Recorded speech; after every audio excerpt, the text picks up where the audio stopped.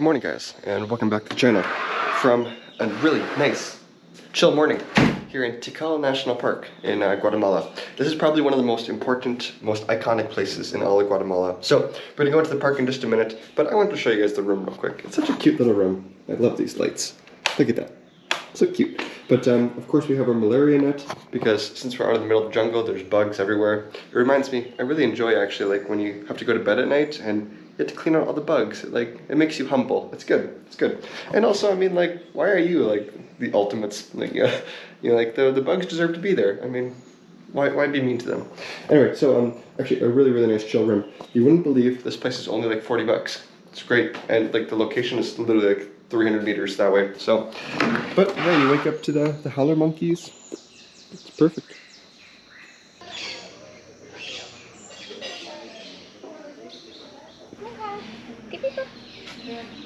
Huh? Yes. Oh wait, no, actually this one's yours.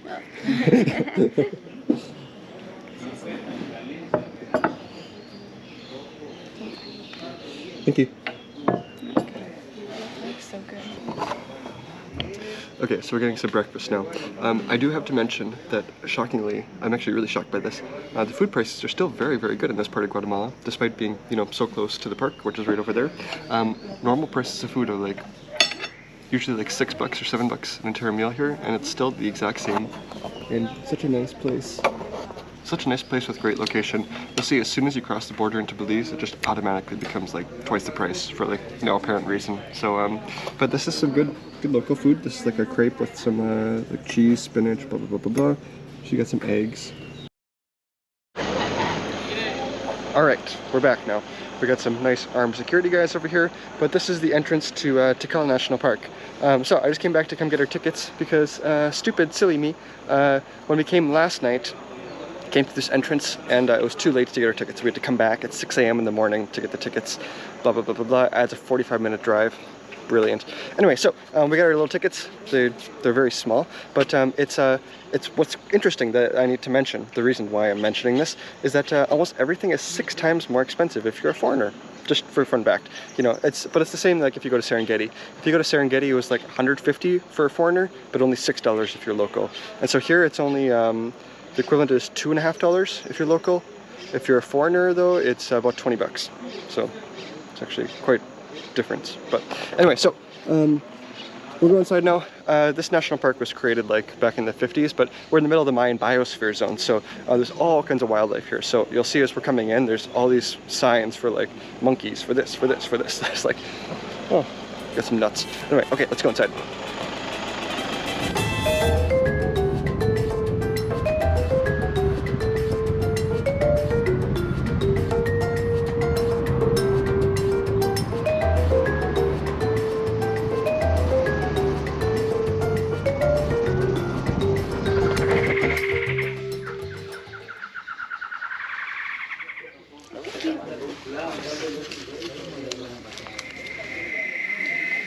Look at those little babies.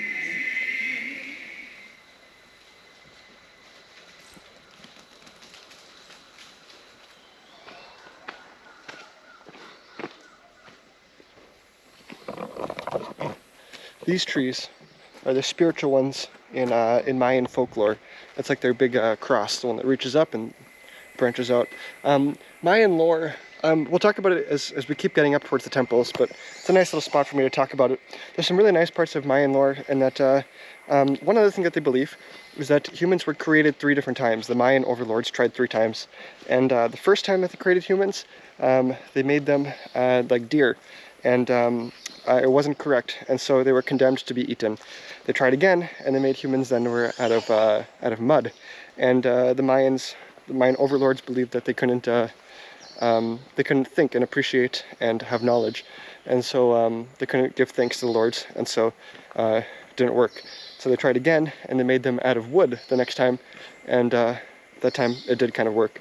And as things kept evolving, now modern day Mayans believe that that those ones that were made out of wood, they turn into the howler monkeys that we now find out in the jungle. So it's interesting, you know, when you think about some ancient cultures like this, that like some of their beliefs, I mean, you could look at any ancient culture and you think that their beliefs kind of don't make sense. And some of them, like, oh, it's actually, it makes quite straightforward sense in what they believed.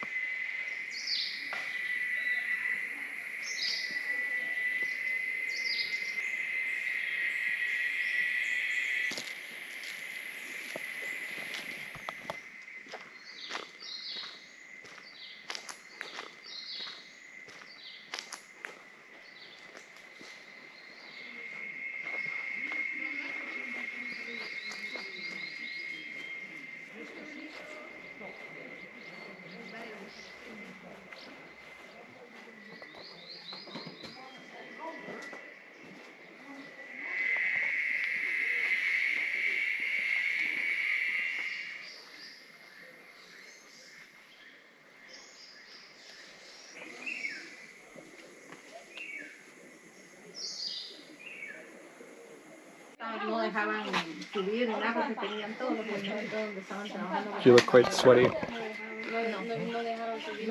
It's hot. Brynn is on the verge of death. I haven't heard any food in me.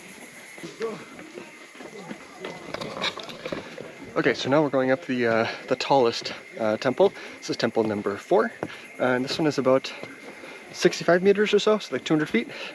And thankfully they put a stairs for us because the stairs must have eroded over time. I mean, like, obviously these temples were built like, this one was built in like I think 700 or something, so it's only 1300 years old. I'd expect that the stairs wouldn't work anymore. Come on, up, up, up.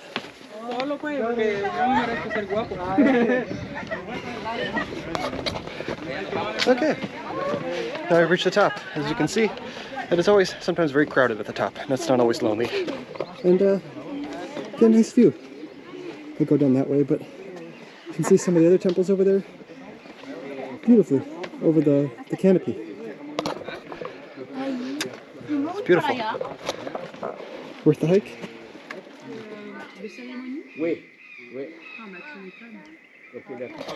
No, it's technically so high up here that not only can you see, of course, over the huge canopy of ground, it's actually really quite impressive. It's very, very beautiful.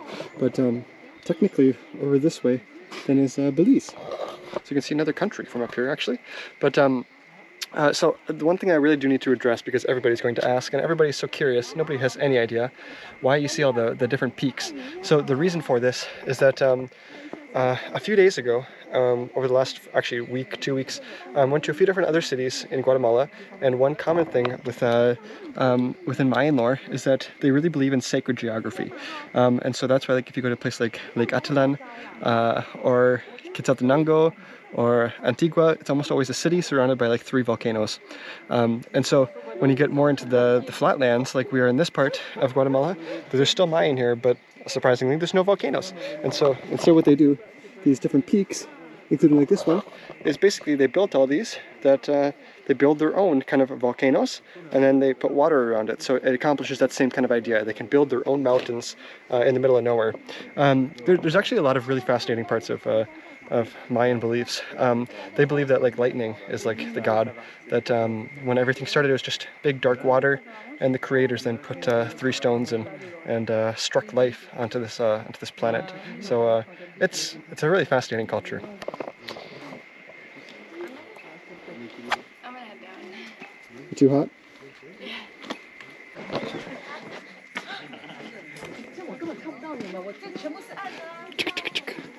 She's running away from the heat. She's a proper Minnesota girl. Where we live, we come from the land of ice. Anyway, that's gonna wrap it up here for good old Tikal. I would highly, highly recommend visiting. It's really worth the visit. It's really, really beautiful. Thoughts? I don't know what to say. It's beautiful. So much to see, like everywhere. Yeah, it actually reminds me a lot, you know, a lot of people compare this to like Angkor Wat. Angkor Wat is very nice, and I think a lot of people forget about places like Angkor Wat, that it's actually, you know, a huge temple complex. I mean, there's like thousands of places at Angkor Wat, not just the main temple.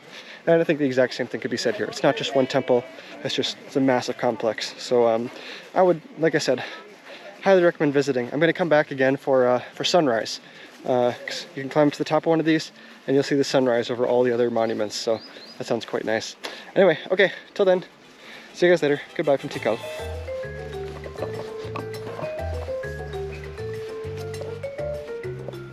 One really important, interesting thing I wanted to mention to you guys, just to prepare you for when you actually do come here, is that so when you enter the main gate, they give you a slip that puts, of course, the date and your car, but then the time that you enter that gate, okay?